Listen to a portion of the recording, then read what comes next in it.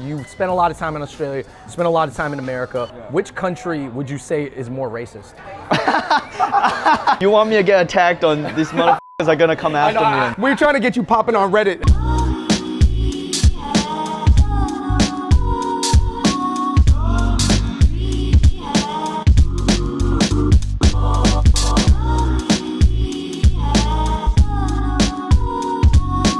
Yo, what's going on, everybody? Welcome to a very special episode of Fung Bros Food. Today we are with comedian Ronny CHIENG. What's up, guys? Thanks for having me. Thank you so much for being here, Ronny. We are meeting up at what is known to be the most affordable, but one of the best Michelin star restaurants in New York. Ronny, you're on The Daily Show. RONNY CHIENG, everybody. Hey. Today, this is sort of our version of like comedians getting coffee. Asians getting yum cha. Asians drinking tea. I mean, there's so many different variations. We could go so many different ways with this.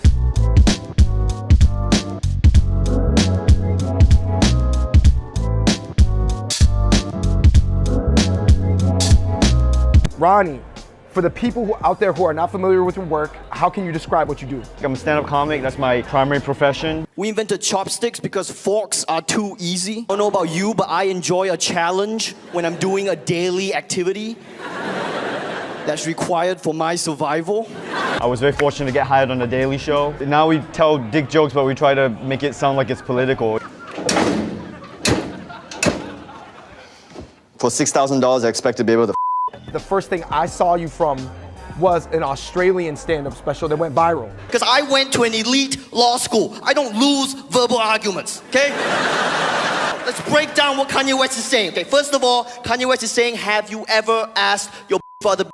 It's a hypothetical, okay? It didn't even happen. What are you doing? Are you punishing for his thoughts? What, your big brother from 1984? And then another thing with Fox News, right, where you went to Chinatown, and then you went back at Fox. Yeah. Is it the year of the dragon? Rabbit? No, it's actually the year of go f yourself. Man, what a surprise. I got, as soon as I got out of the car in Chinatown in New York City, as soon as I walk out of the car, there was like a line of people around the block to shit on the piece and the guys. And what was interesting was the response I got back was a lot of people who had a lot of bad experiences when they were younger, a lot of Asian people in America. Yeah. Oh, thanks for, kind of speaking out, because So often Asians kind of get dealt a blow in media and don't strike back. Yeah. Whether it's due to lack of desire to or lack of ability to. Before we continue about you, you're a very interesting guy, but the dim sum is also very interesting.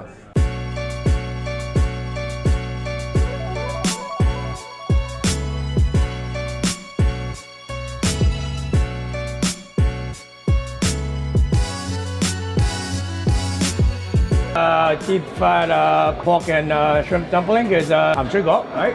Here we have the lobago, is our version of pan-fried turnip cake. Over here we have a steamed egg cake, the malago. We have a beef ball, traditional with beaker skin. Bottom we have beaker skin with shrimp and pork steam, is sichugu. And then our version of Fung, which is the braised chicken feet and abalone sauce. Of course, lastly is kanji with braised pork and preserved egg and salt egg, our twist. Okay, that's our joke. Oh, and this is our like fried milk sticks. No one else has this. And I might even eat those right now. I think people don't fully know what your background is, right? Because your accent sounds like a lot of things. my personal background is I'm ethnically Chinese from Malaysia. My mom is Cantonese, and my dad is Hochu and Fuzhou. The Cantonese side, we do yum cha. Dim sums are the dishes. This is the dim sum dishes. Yum cha is the experience.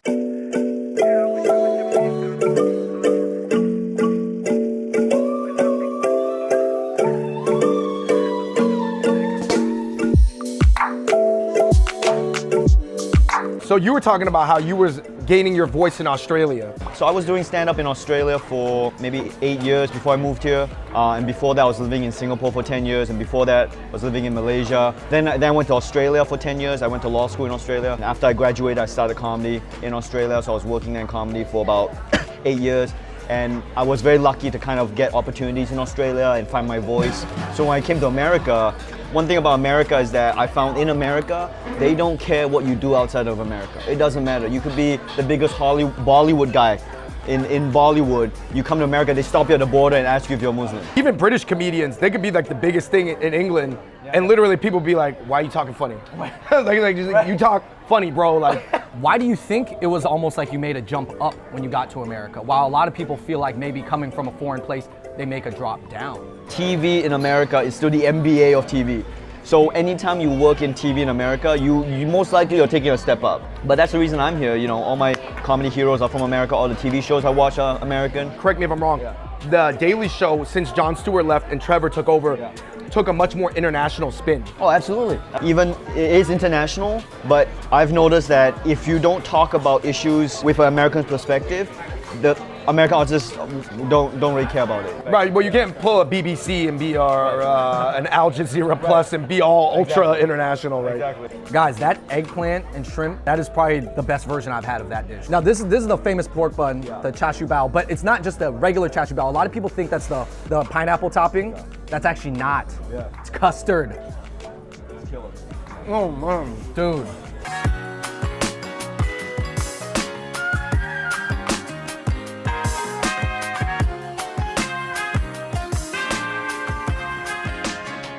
I gotta say, I did Reddit search your name, okay? Okay.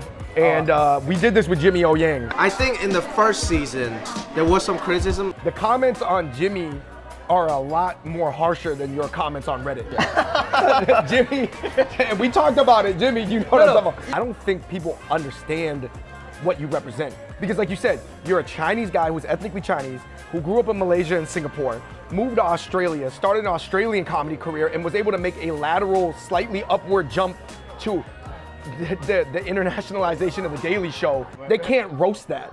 They're just like, what? My first segment on The Daily Show, I was so excited to be on The Daily Show. Very first time on The Daily Show, I got on. I think it was a in-studio segment of VR, and I was like, oh man, let's go look at the Daily Show subreddit.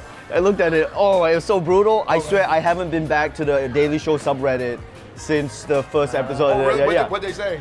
Man, I hope this guy gets fired from the show. I hope, it was just brutal. Like, his accent is making us look bad and blah, blah. And so I just like, okay, well, I can't look at this. I think your segment of snapping back at Fox, that won over a lot of people. All my comedy, I try to do it from a very dignified, strong point of view. I mean, if you come watch my stand-up, Well, you don't play the meek Asian guy to appease audience. Why do you think it takes somebody from Asia to be strong? I don't know, because you guys are pretty confident. Big question, I understand. Yeah, you guys are confident performers as well. I think that if you come from Asia, you know who you are a little better than if you're Asian American. Maybe that's it. Because if you're Asian American, you are probably trying to navigate both sides. And I found that this is an Asian American issue of like, is the Asian American agenda supposed to be we're promoting Asian cultures in America, or are we promoting we're not fucking Asian, we're American? It's really funny because you'll see like two Asian Americans on the same Asian American representation panel,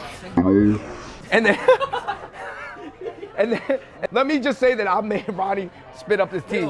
And they'll have completely differing baseline philosophies, but they're almost answering the same question, but they're not addressing that they have completely differing philosophies.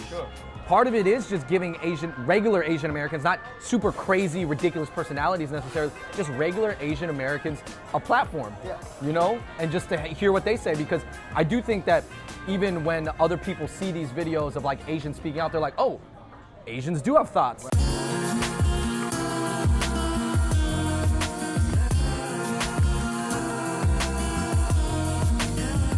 What is the current status of America? Because you run a show that's about the status of America. Right. 5 words. America is great. Again, now. America is a fucking big country.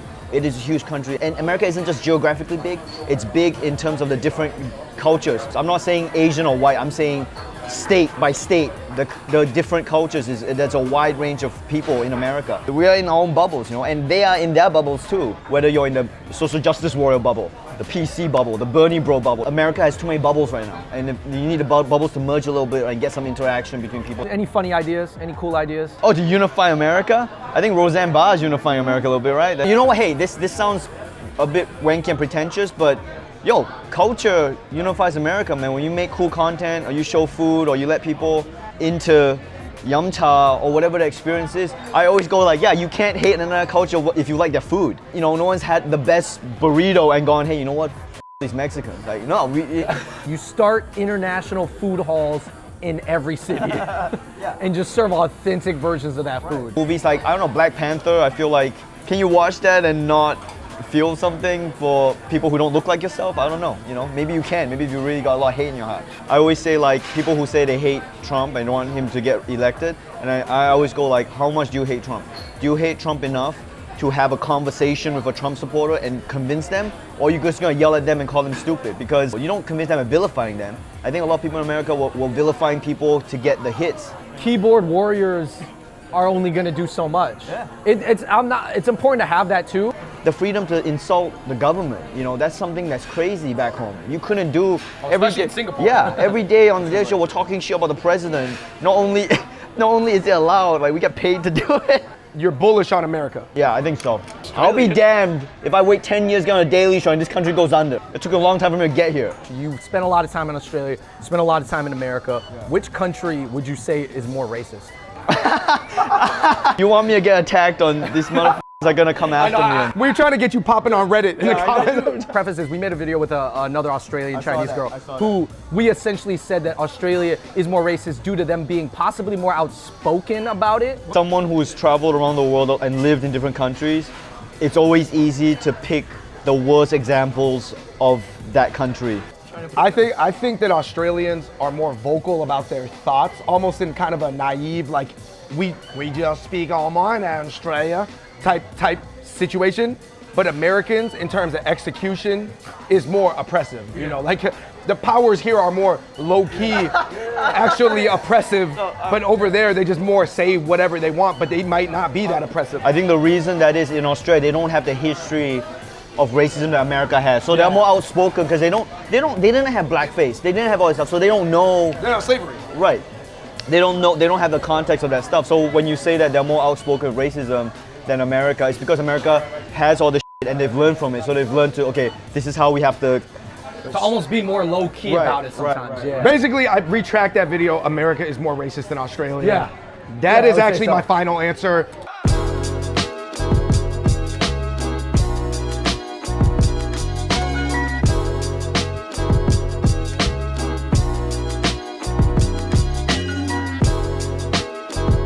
I got a TV show in Australia.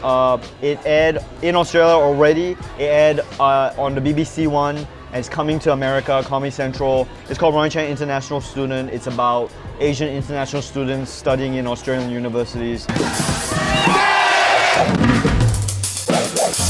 Do you have a more mainland Chinese fob in there? Yes.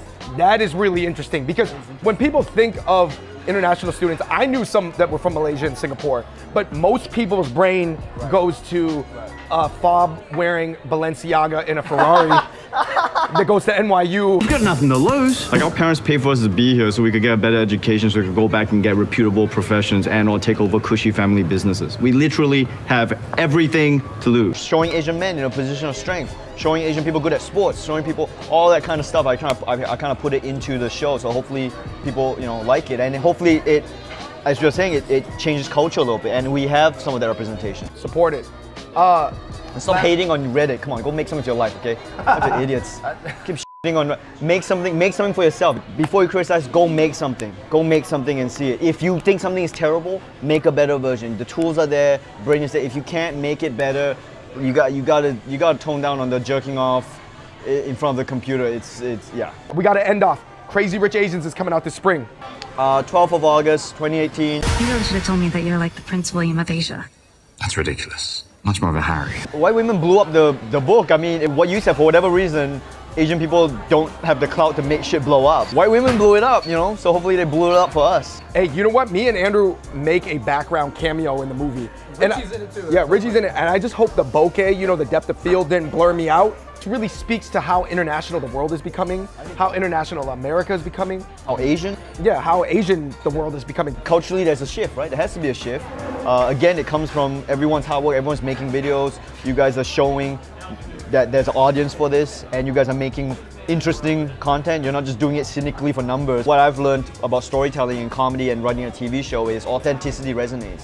And when you can't tell an authentic story because of censorship issues, or it's too controversial, or it's too whatever reason, it's very unfulfilling. And that's why we come to America to tell stories, because you can literally tell if it's good, if it's dope, it will, you can make it here. Equally, I'm always inspired by you guys making stuff yourself. 3 friends here who've been holding cameras for about 4 hours now, like this the whole time, like just really working out that quad. Your whole career, you've had to be your own producer, creator, writer, manager, agent, and that's incredibly difficult. That's why a lot of YouTube is not as good. Because you gotta produce it yourself. Yeah. Anyway, I'm just saying that you guys inspire me by making your own all the time and not making excuses. Just go doing it. Cheers to the Yum Cha experience, and cheers to Asian comedians from around the world, man. Man, huge shout out to Tony at Team Ho Wan.